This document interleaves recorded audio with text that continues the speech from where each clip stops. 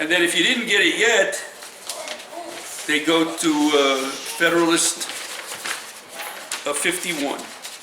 Madison writing again.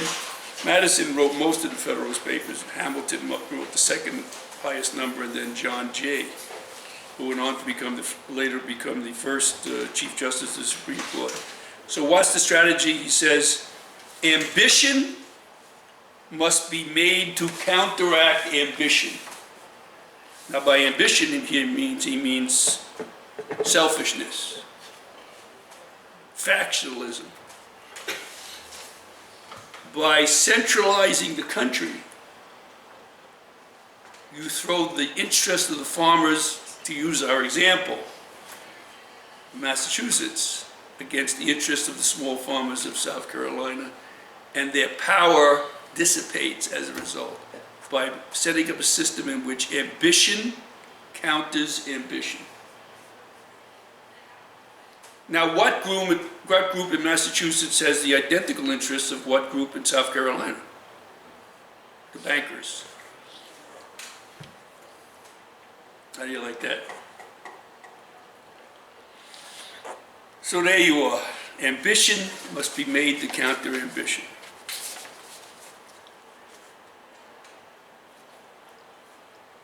So essentially, this is the way our system works.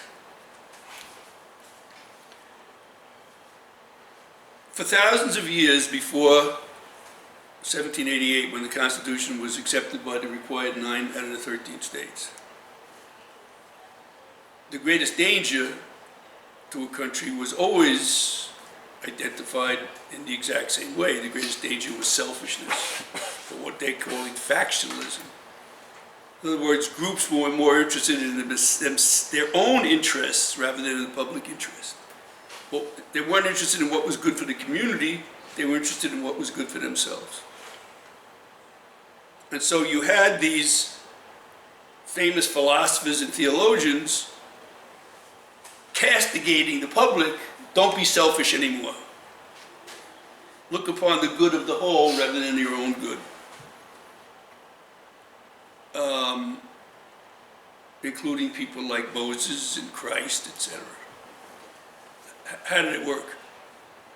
How successful were people, even Moses and Christ, much less Plato and Aristotle and St. Thomas Aquinas and St. Augustine? How much success did they have in persuading people not to be selfish? Not a whole lot. Would you say none? Yeah. Yeah. That's why they have saints, I guess, because one guy, decided to be. So the Americans said, we're going to set up a new system. We're not going to fight selfishness head on anymore because it doesn't work. We're going to do something new. And they used a Latin term. You're working, so do you have $1 on you? I actually do. All right, take out $1. The dollar is one of the most strangest pieces of currency Very strange. in the world. It's because of what's on. This is the dollar, and the whole world represents materialism. cash. And no matter where you go, I want you to do it. Oh, I want you to. You can't find a more accurate symbol of materialism, and yet on the back they have a symbol of The all-seeing eye. the all-seeing eye, the most mysterious, immaterial. Right? What is the all-seeing eye, by the way? Do you know where it comes from, or what? It goes. I'm sure it goes back before Plato, but Plato talked about an all-seeing eye as well. It's basically intuition. Is that why the Masons use it? Well, it may be, but Plato talked about how reason can take you only so far. You have to have good intuition as well. So what does it say? What is the saying underneath the all-seeing eye? Novus Ordo Seclorum. Yeah, spell it. Let's do it, even if you don't know Latin. N-O-V-U-S. What is N-O-V-U-S? You're a language major. What does that, you think, mean in English? New. What's the second word? Ordo. Spell it for me. O-R-D-O. Go ahead. Order. And what's the last one? Seclorum. Spell it. S-E-C-L-O-R-U-M. What does that mean? new secular, new world secular order. And this is the new order that we incorporated with the founding of this, the first Constitution of the United States, and the federal system that we have and hasn't changed at all. Instead of discouraging selfishness, like all the great thinkers did for thousands of years, and having virtually no success, we were going to encourage it. And then encourage all these selfish interests to enter into conflict with other selfish interests. In other words, our strategy was not to directly seek the public interest, but by setting up a federal system with separation between the national and state governments, separation between the national executive, legislative, and judicial branches, and then a system of checks and balances between those branches. By encouraging selfishness, which wasn't going to go away, obviously, if Jesus and Moses, for example, couldn't fight it.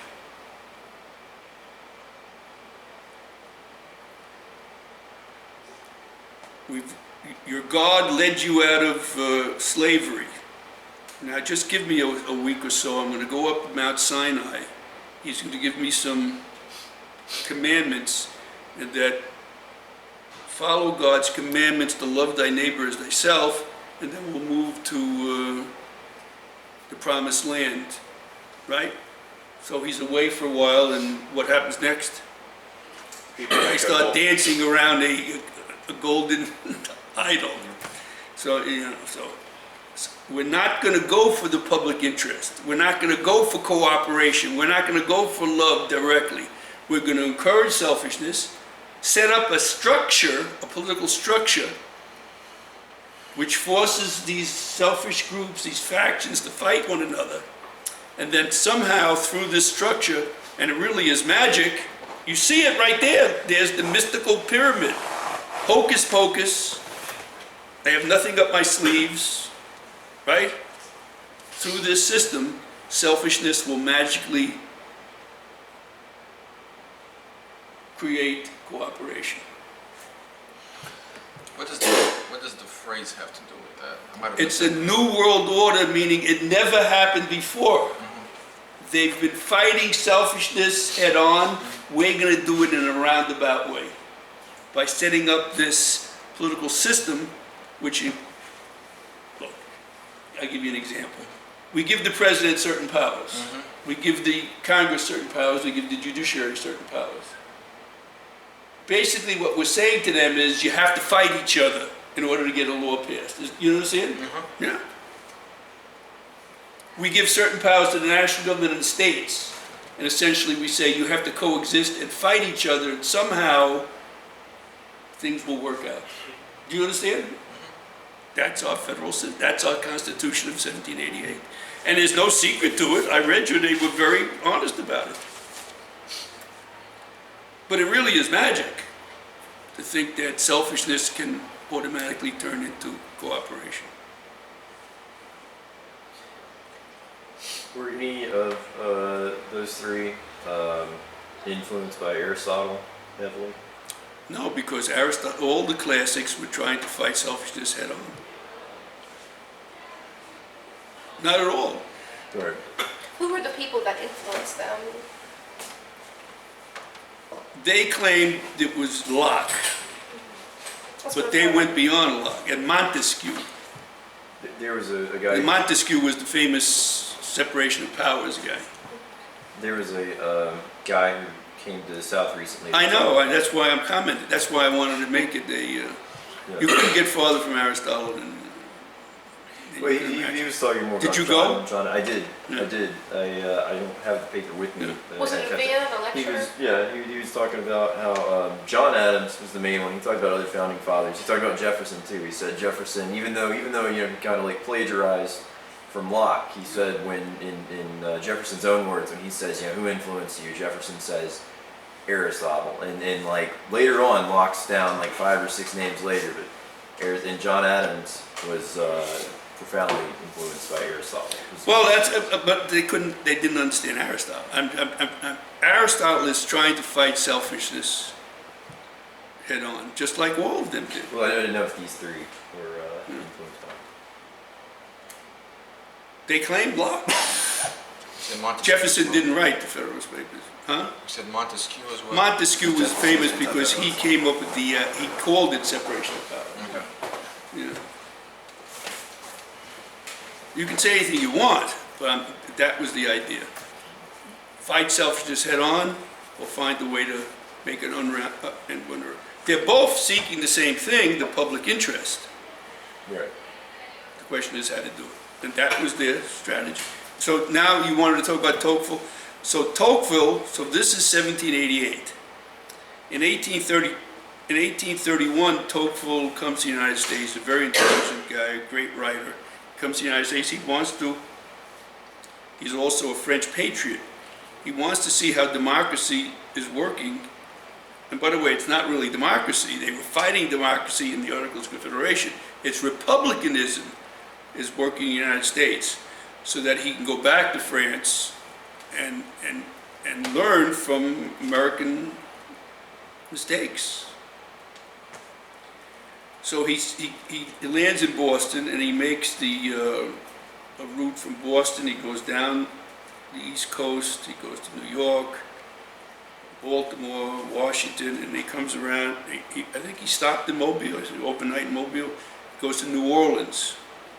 Then he goes up the Mississippi to St. Louis, goes back to Boston, and goes back to France. And while he's in France, he writes a book that stands with if you really want to know how this system works, you have to read the Federalist Papers and his book that he wrote in 1832, a year later, and was published in 1835, Democracy in America.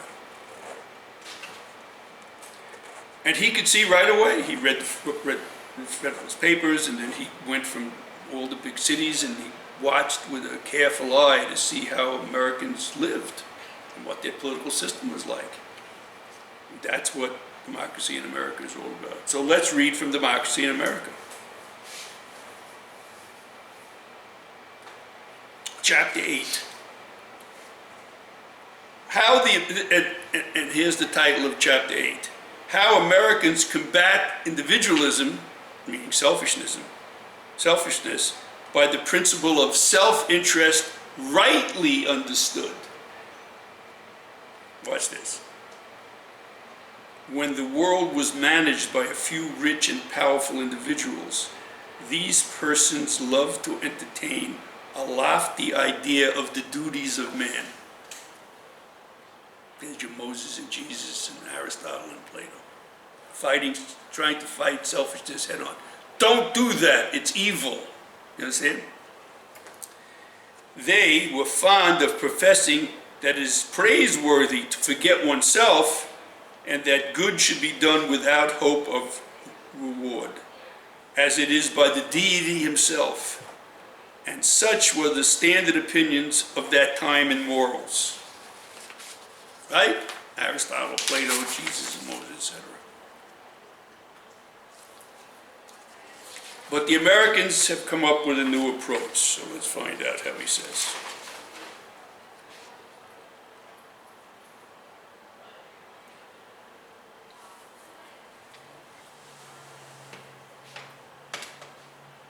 The Americans have found out that in their country, in their age, man is brought home to himself by an irresistible force. The irresistible force is selfishness. And losing all hope of stopping that force, they turn all their thoughts to the direction of it. Instead of fighting selfishness head on, they're going to get around and fool it. They therefore do not deny that every man may follow his own interest, but they endeavor to prove that it is in the interest of every man to be virtuous. I shall not here enter into the reasons they allege, which would divert me from my subject. Suffice it to say that they have convinced their fellow countrymen. Americans are fond of explaining explaining all of their actions by the principle of self-interest rightly understood. They show with complacency how an enlightened regard for themselves constantly prompts them to assist one another and inclines them willingly to sacrifice a portion of their time and property to the welfare of the state. So let's give an example. Do you follow me? Let's give an example. You want to persuade rich people, large property owners, to support people running for office who believe in welfare. Now, that welfare money is coming out of your hard-earned earnings. Now, one way to do it is to say, you consider yourself a religious person? They might say, yeah, I go to church every Sunday and Wednesday, maybe on Monday night as well. And doesn't your church talk about loving others as yourself? I say, yeah. So shouldn't you extend that personal commandment to the social realm and help people socially as well?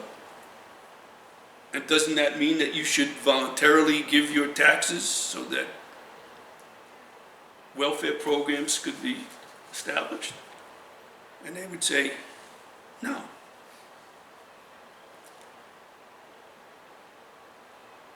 I don't see the connection between the individual compassion and the social and political compassion. Well, let me try a different track. Let me try this track. You like your home? Yeah. I worked hard to get it. Your big screen TV, your camcorder, your Lamborghini. That's what interested me most about that guy who was caught. He was driving a Lamborghini. So you can imagine he's doing pretty good business. Yeah. Yeah. Maloney. Yeah, we love all those things. Do you want thugs to break into your home and steal your Lamborghini and your big screen TV? And no. Well, then for these welfare programs to help these people get a job of their own and property of their own, and then they won't have to steal yours. Oh, that's a good idea. And that's what self-interest rightly understood is to Tocqueville. And that's how he's explaining how the Federalists instituted a way of fighting selfishness by promoting it. People will not, as a general rule, unless they're a saint, Mother Teresa, help others. But if you convince them that it'll help you to help others, you may stand a chance of doing it. And that's what Tocqueville calls self-interest rightly understood, and that's what the Federalists called ambition must be made to counter ambition.